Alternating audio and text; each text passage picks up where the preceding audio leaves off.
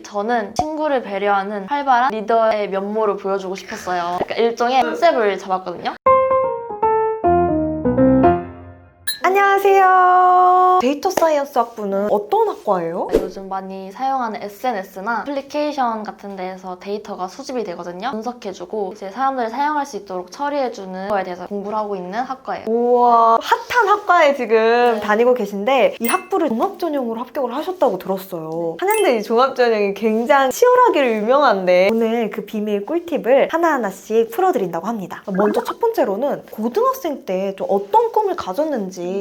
저는 꿈이 로봇 윤리학자였어요. 조금 생소할 수도 있는데 로봇이 요즘 많이 사용이 되잖아요. 뭐 챗봇부터 자율주행 자동차도 연구되고 있고 그런 로봇들이 윤리적으로 문제가 발생하기도 한단 말이에요. 그런 부분들을 조정해줄 수 있는 역할이 로봇 윤리학자예요. 사실 직업이 존재하지는 않거든요, 현재. 그런데 어떻게 이 직업에 대해서 좀 꿈을 꾸게 됐어요? 제가 중학교 3학년 때 로봇 관련한 강연을 듣고 로봇 윤리학자에 대해서 알게 되어서 찾아봤어요. 근데 너무 흥미로운 거예요. 재미있을 것 같기도 하고 해서 그때부터 그 꿈을 고려하고 있었어요. 그래서 전부터 공과대학이나 철학과를 진로로 생각하고 있었어요. 종합전형 이제 합격생이잖아요. 종합전형 합격 포인트 하나를 알려주자면. 저는 생기부라고 생각을 해요. 왜 생기부가 종합전형에서 중요하냐면 다른 전형 같은 경우에는 성적만 보잖아요. 근데 종합전형은 성적과 생기부를 같이 보거든요. 그래서 생기부가 종합전형에 있어서 굉장히 중요한 것 같아요. 그러면은 세부 특기사항 관리는 어떻게 관리하셨는지 궁금해요. 수업 시간이 중요하다고 생각해요. 저는 사실 조용하고 활발하지 않은 학생이지만 진짜요? MBTI가 발표 그 자체 아니에요? 사실 마음속은 INFP였거든요. 평소에는 조용하게 하다가 수업 시간만 되면 굉장히 적극적이고 활발한 학생으로 보이려고 했어요. 수업 시간에 왜 활발한 게 중요하냐면 생기부를 작성을 해주는 건 제가 하는 게 아니라 선생님이 하시는 거잖아요. 어쨌든 그러면 선생님께 잘 보여야 되는 거거든요. 생기부에 있어서는. 그래서 수업 시간에도 발표도 열심히 하려고 하고 활동도 적극적으로 참여하려고 하면 선생님들이 당연히 눈여겨보세요. 그런데 이게 잘 눈에 안 띄는 경우도 있거든요. 항상 선생님이 모든 학생을 못 볼 수 있는 거잖아요. 그럴 경우에는 제가 따로 과목 관련한 책을 읽어서 그거에 대한 독후감을 선생님께 제출을 하거나 그런 식으로 수업 때 했었던 내용을 바탕으로 한 다른 활동들을 선생님께 보여드리면 그게 생기부에 영향을 미칠 수 있거든요. 와, 엄청 야무지다. 모든 선생님이 나를 관심 가져줄 수 없기 때문에 내가 스스로 기록되고 싶은 게 있다면은 좀 미리 센스 있게 준비해서 선생님한테 보여드리고 요거 메모해놨다가 이 영상을 보는 우리 친구들이 좀 활용을 해봤으면 좋겠어요. 이거 정말 너무 좋은 꿀팁 같거든요. 그 다음으로는 생기부에서 제가 어떤 모습의 학생으로 비춰질지 정하는 게 중요한 것 같아요. 오, 어떤 모습의 학생으로 비춰지기 원했나요? 저는 친구를 배려하는 활발한 리더의 면모를 보여주고 싶었어요. 약간 일종의 컨셉을 잡았거든요. 꼭 이런 면모가 아니더라도 진중하지만 열정적인 학생, 조용하지만 뒤에서 친구들을 챙기는 책임감 있는 학생 이런 식으로 생기부의 컨셉을 잡으면 좋을 것 같다. 그렇게 되면 저도 수업 시간에 그 컨셉을 따라하기 위해서 더 열심히 참여하게 되고 결국에 그게 다 이루게 된다라는 거죠. 내가 소심한 학생이어도 이때만큼은 나의 다른 면모를 발휘하고 컨셉을 좀 잡는 게 중요하다라고 이야기를 해주셨어요. 그러면 교내 활동하면서 좀 기억 남는 에피소드가 있을까요? 저는 2학년 때부터 전교 부회장을 했거든요. 부회장도 하면서 학생회를 이끄는 역할을 했었어요. 근데 그때 학교 홍보 영상을 제가 총괄해서 맡아야 했었거든요. 교장 선생님과 내고한 컨셉으로 건의를 하는 거죠. 학교 생활에 있어서 좀 고쳤으면 좋겠다? 건의하고 싶은 것들을 교장 선생님과 내고를 하는 그런 영상을 만들었었어요. 그럼 그거 기획도 하고 촬영도 하고 다 하신 거예요? 이제 총괄은 제가 했지만 학생회를 이끌어서 다 같이 했어요.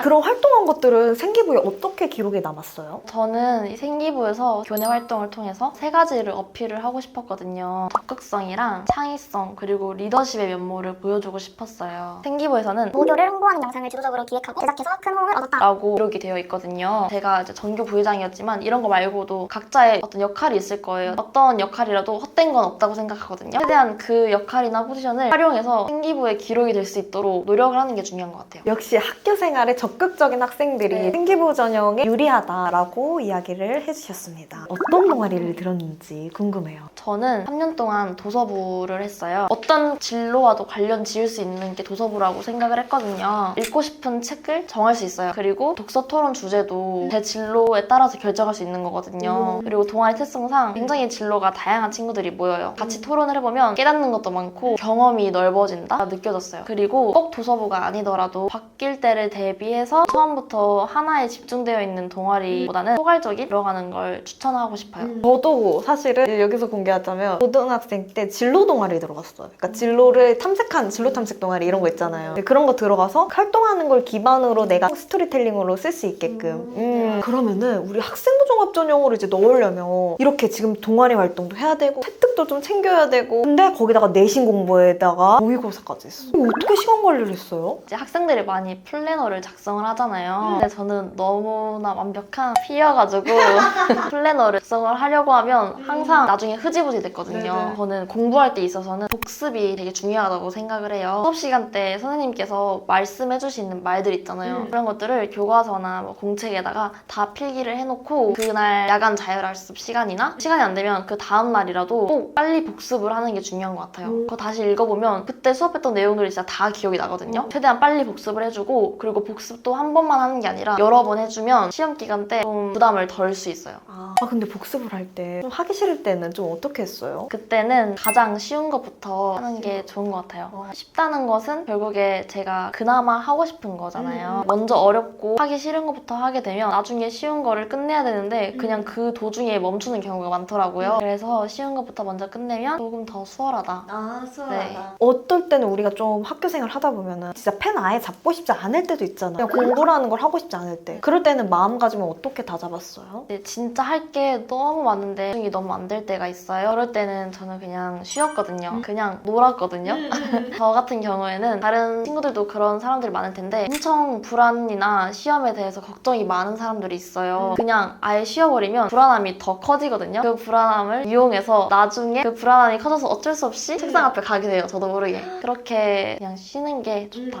너무 안 될 때는 쉬어라. 네. 좋습니다. 좋습니다. 또 종합전형을 또 준비하려면 학교 선생님과의 관계, 또 친구와의 관계는 또 신경을 안 쓸 수가 없잖아요. 인간관계에 대한 좀 꿀팁이 있을까요? 저는 새로운 사람들을 만나는 일이 잦았거든요. 그때마다 항상 사람들한테 먼저 말을 걸고 자기가 먼저 적극적으로 다가가는 게 좋은 것 같아요.